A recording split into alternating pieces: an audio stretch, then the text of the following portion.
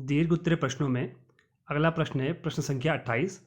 इसमें पूछा गया है विद्युत जनित्र का नामांकित आरेख खींचिए, इसका सिद्धांत तथा कार्यविधि समझाइए।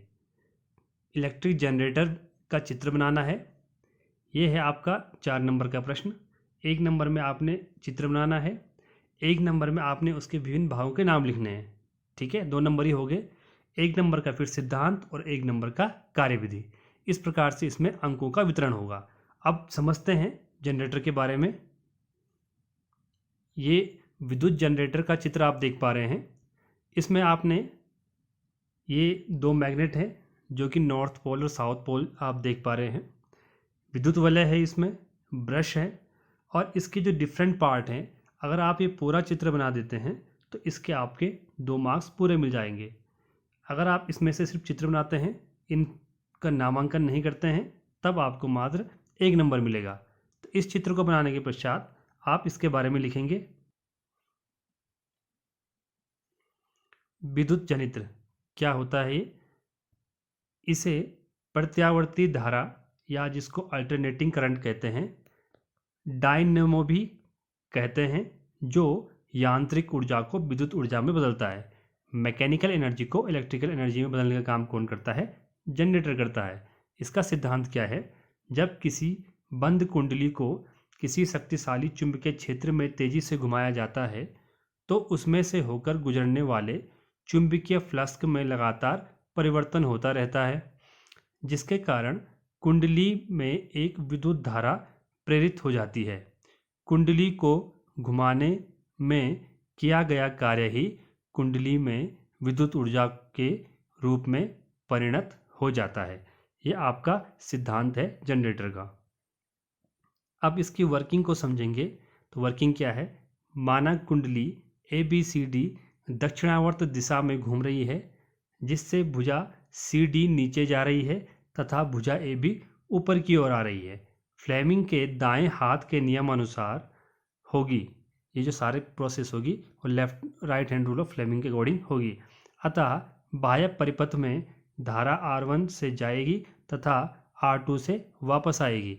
जब कुंडली अपनी ऊर्ध्वाधर स्थिति से गुजरेगी तब भुजा AB नीचे आएगी तथा CD ऊपर की ओर जाने लगेगी। इसी कारण AB तथा CD में धारा की दिशाएं पहले से विपरीत हो जाएंगी। इस प्रकार की धारा को प्रत्यावर्ती धारा या AC करंट कहते हैं, क्योंकि प्रत्येक आधे चक्कर के बाद बाह्य परिपथ में धारा की दिशा बदल जाती है। अब हम चर्चा करते हैं प्रश्न नंबर 29 का, जो कि लाइट से संबंधित न्यूमेरिकल क्वेश्चन है। क्या पूछा है? 5 सेंटीमीटर लंबी वस्तु 20 सेंटीमीटर फोकस दूरी वाले उत्तल लेंस के मुख्य अक्ष के लंबवत रखी है। लेंस से वस्तु की दूरी 30 सेंटीमीटर है। इसकी प्रतिबिंब की स्थिति, प्रकृति तथा आकार ज्ञात कीजिए। 3 नंबर का प्रश्न है और ये मैंने आपको अच्छी तरह समझाया था कैसे सॉल्व करना है। सबसे पहले हम क्या लिखते हैं आंसर में? गिवन जो दे रखा है, इसमें किस किस का मान दिया है। तो सबसे पहले हमें क्या दे रखा है? वस्तु की ऊंचाई, जिसे हम h से डिनोट करते हैं, वो दी है 5 सेंटीमीटर। वस्तु की ऊंचाई किस में डिनोट करते हैं? प्लस में। हमेशा वस्तु की ऊंचाई प्लस में होगी, तो यहाँ पे साइन हम प्लस का लगाएंगे, प्लस 5 सेंटीमीटर, क्योंकि मुख्य अक्ष के ऊपर रखी जाती है। सेकंड, फोकस दूरी F बराबर प्लस 20 सेंटीमीटर। अब यहाँ पे प्लस 20 क्यों लिखा हमने? क्योंकि उत्तल लेंस के लिए फोकस दूरी हमेशा पॉजिटिव में होती है, तो यहाँ पे प्लस लिखना जरूरी है। तीसरा, वस्तु की दूरी दे रखी है कितनी? 30 सेंटीमीटर, तो ये हमने लिखी है यहाँ पे माइनस का साइन दिया है, क्योंकि वस्तु हमेशा बाईं ओर लिखी जाती है, लेफ्ट साइड में लिखी जाती है।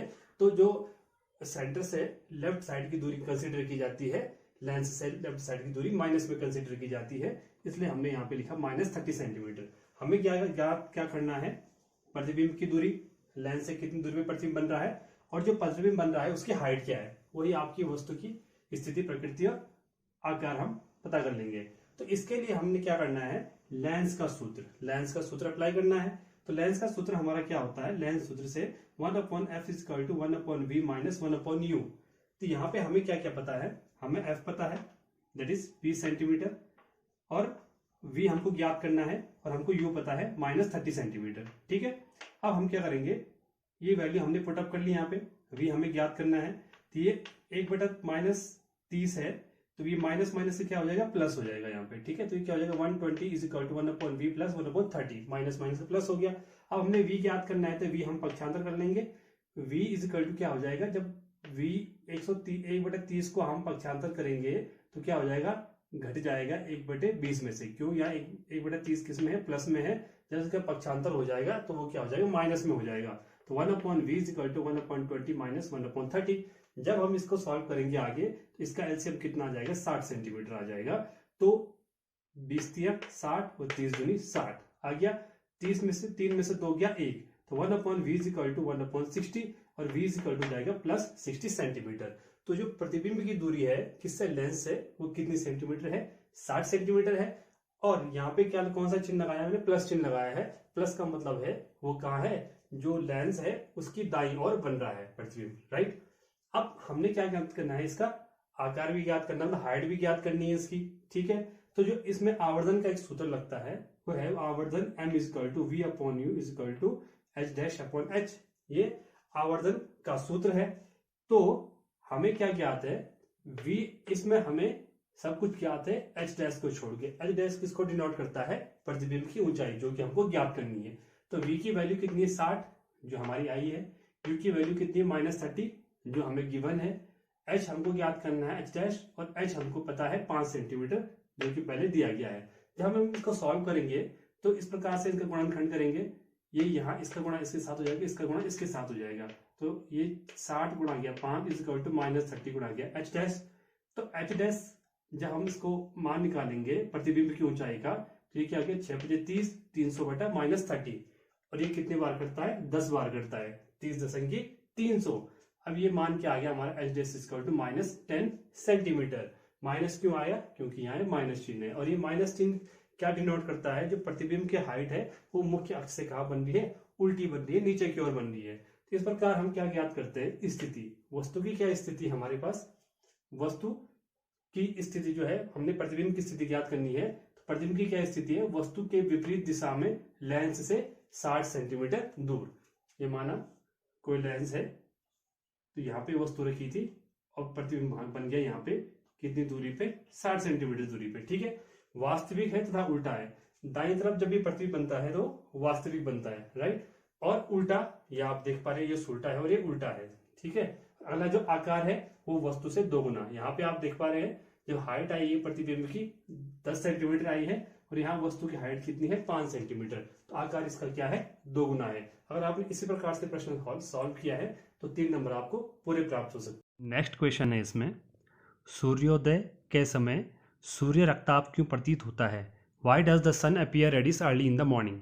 आप देखते होंगे डूबते हुआ सूरज और उगता हुआ सूरज कैसे दिखता है, लाल दिखता है, उसका क्या कारण है। 1 नंबर का प्रश्न है, चलो चर्चा करते हैं इस पर। सूर्योदय एवं सूर्यास्त के समय सूर्य का रंग, क्षितिज के समीप स्थित सूर्य से आने वाले प्रकाश हमारे नेत्रों तक पहुंचने से पहले पृथ्वी के वायुमंडल में वायु की मोटी परतों से होकर गुजरता है। यहाँ पे क्षितिज का अर्थ क्या है, जहाँ पे सूरज उगता है और डूबता है उसे कहते हैं क्षितिज, ठीक है। वहाँ से जब प्रकाश की किरणें निकलती है तो हमारी आंखों तक पहुँचने से पहले क्या होती है, वो वायु की मोटी परतों से गुजरती है। उसमें क्या करती है, वो बड़ी लंबी दूरी तय करता है, कौन, सनलाइट, जिस कारण उसमें उपस्थित अधिकांश छोटी तरंग दैर्ध्य, जिसे वेवलेंथ भी कहते हैं, का नीला रंग या पीला रंग, वायलेट रंग, ऑरेंज रंग जो भी है वो क्या होता है, प्रकीर्ण हो जाता है, मतलब फैल जाता है।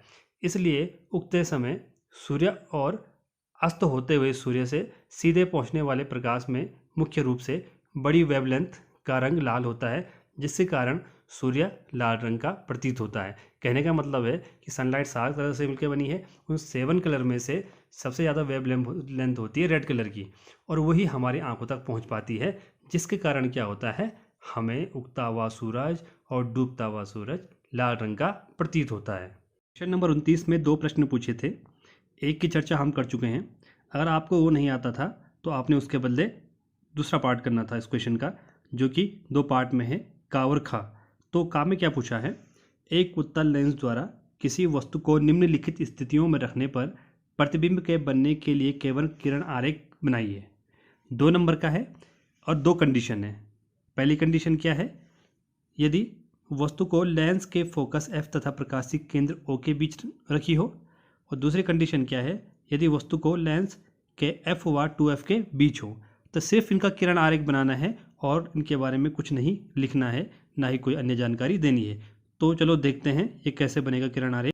ये आप पहली कंडीशन देख पा रहे हैं जिसमें वस्तु को फोकस तथा प्रकाशिक केंद्र के बीच में रखा है। तो ये आपका फोकस हो गया और ये आपका प्रकाशिक केंद्र हो गया। ये हमने उत्तल लेंस बनाया है, ये इसका मुख्य अक्ष हो गया। जब यहाँ पे वस्तु रखी जाती है जिसे ए बी से डिनोट कर रखा है, तो इस कंडीशन में हमेशा इमेज कहाँ बनेगी, उसी दिशा में बनेगी जहाँ वस्तु रखी है, और ये वाली बनेगी। ये जो इमेज बन रही है, ये इमेज बन रही है आपकी आभासी और सीधी। उत्तल लेंस की ये एकमात्र ऐसी कंडीशन है जहाँ सीधा प्रतिबिंब बन रहा है और आभासी प्रतिबिंब बन रहा है। बाकी सारी कंडीशन में वास्तविक इमेज बनती है और उल्टी इमेज बनती है। तो आपने सिर्फ यहाँ पे ये इमेज ड्रॉ करनी थी। अब दूसरी कंडीशन देखते हैं। दूसरी कंडीशन में वस्तु कहाँ रखी है, F और 2F के बीच में, राइट। तो ये प्रकाशिक केंद्र है, ये F है, ये 2F है। जब इसके बीच में हम रखेंगे वस्तु को, जो कि हमने A B से डिनोट कर रखी है, तो इसका प्रतिबिंब हमेशा कहाँ बनेगा, लेंस की दाईं ओर बनेगा और उल्टा बनेगा, और साथ में ये क्या होगा, वास्तविक होगा। ज़्यादा हमने कुछ लिखना नहीं, बस यही किरण आरेख इसमें ड्रॉ करना था। अब हम प्रश्न संख्या 29 का खा हल करेंगे, जो कि एक आंकिक प्रश्न है। इसमें क्या पूछा है, प्रकाश वायु से 1.50 अपवर्तनांक के कांच में प्रवेश करता है। कांच में प्रकाश की चाल क्या होगी। वायु में प्रकाश की चाल 3 × 10⁸ मीटर पर सेकंड है। 2 नंबर का प्रश्न है, बहुत ही आसान था। तो सबसे पहले हम क्या लिखते हैं, अपना जो दिया है, जो वैल्यू इसमें दे रखी है वो लिखते हैं। क्या वैल्यू दे रखी है, कांच का अपवर्तनांक n बराबर कितना है, 1.50। दूसरा क्या दिया है, वायु में प्रकाश की चाल c बराबर 3 × 10⁸ मीटर पर सेकंड। हमें क्या ज्ञात करना है, कांच में प्रकाश की चाल। तो जो रिफ्रैक्टिव इंडेक्स या अपवर्तनांक का सूत्र है वो क्या होता है, अपवर्तनांक n बराबर प्रथम माध्यम में प्रकाश की चाल, जो कि प्रथम माध्यम क्या है, वायु, द्वितीय माध्यम में प्रकाश की चाल, जो कि क्या है, कांच। तो हमारे पास क्या है, अभी अपवर्तनांक है और वायु में प्रकाश की चाल है। ज्ञात क्या करना है, कांच में प्रकाश की चाल। इसको हम n = c/v भी लिखते हैं, इस फॉर्मूले को। तो कांच में प्रकाश की चाल क्या होगी, यहाँ हम पक्षांतर कर देंगे। अपवर्तनांक n बराबर कितना है, 1.50, और प्रथम माध्यम में प्रकाश की चाल कितनी है, 3 × 10⁸ मीटर पर सेकंड। तो जब हम इसमें इसका 1.5 का भाग देंगे 3 में, तो कितनी बार जाएगा, 2 बार जाएगा। तो इसलिए 2 बार कट गया। हमारा क्या आंसर आया, 2 × 10⁸। तो कांच में प्रकाश की चाल v बराबर क्या होगी, 2 × 10⁸ मीटर पर सेकंड। लास्ट क्वेश्चन है, वायुमंडल में ओजोन परत का क्या महत्व है। ओजोन परत के अपक्षय के लिए कौन सा पदार्थ उत्तरदायी है। 2 नंबर का प्रश्न है। 1 नंबर में ओजोन परत की इंपॉर्टेंस लिखनी है और 1 नंबर में उस पदार्थ का नाम लिखना है जिसके कारण ओजोन परत डैमेज हो रही है। तो चर्चा करते हैं इस प्रश्न पर। ओजोन परत क्या होती है। ओजोन परत पृथ्वी पर जीवन के अस्तित्व के लिए बहुत ही महत्वपूर्ण है, क्योंकि सूर्य से आ रही हानिकारक पराबैंगनी विकिरणों में अधिकांश को यह अवशोषित कर लेती है और पृथ्वी पर पहुंचने से पहले उन्हें रोक देती है। क्या महत्व है इसका, जो यूवी रेज आती है, अल्ट्रावायलेट रेज, जिन्हें हिंदी में पराबैंगनी किरणें कहते हैं, कहाँ से, सूरज से, वो उसको रोकने का काम करती है जिससे वो पृथ्वी पर न पहुंच पाए। पृथ्वी पर अगर ये पहुंचेगी तो ये सजीव और निर्जीव दोनों के लिए हानिकारक होती है। तो यहाँ पे एक रासायनिक अभिक्रिया आप देख रहे हैं, ओजोन परत का निर्माण कैसे होता है। यहाँ पे ये ऑक्सीजन का मॉलिक्यूल है, जब अल्ट्रावायलेट रेज इस पर पड़ती है तो ये टूट के ऑक्सीजन के 2 एटम बन जाते हैं, ठीक है। फिर दोबारा से ऑक्सीजन का 1 एटम और 1 मॉलिक्यूल, ये दोनों मिलकर क्या बनाता है, O3 ओजोन लेयर बनाता है। अब हम बात करेंगे उस पदार्थ के बारे में जिससे यह अपक्षय हो रहा है, मतलब डैमेज हो रहा है। उस पदार्थ का नाम है CFC या क्लोरोफ्लोरोकार्बन। ये ओजोन परत की क्षति के लिए जिम्मेदार है। अब ये कहाँ यूज़ करते हैं हम, CFC का उपयोग हम कहाँ करते हैं यूज़, रेफ्रिजरेटर मतलब फ्रिज में, वातानुकूलन अर्थात AC में, एवं अग्निशामक में किया जाता है। इस प्रश्न पत्र में अब हम जो अंतिम प्रश्न है उसकी चर्चा करेंगे। इसमें पूछा गया था, पर्यावरण मित्र बनने के लिए आप अपनी आदतों में कौन सा परिवर्तन ला सकते हैं। तो इसका आंसर आप अपने हिसाब से लिख सकते थे। 2 नंबर का प्रश्न है। तो मैंने यहाँ पे 4 बिंदु लिखे हैं, जिनमें से आप देख सकते हैं, नंबर 1, प्लास्टिक का उपयोग करना बंद करेंगे। नंबर 2, अधिक से अधिक पेड़ पौधे लगाएंगे। नंबर 3, कूड़ा प्रबंधन के लिए 3R तकनीक का उपयोग करेंगे। 3R टेक्निक में क्या है? Reuse, reduce, recycle.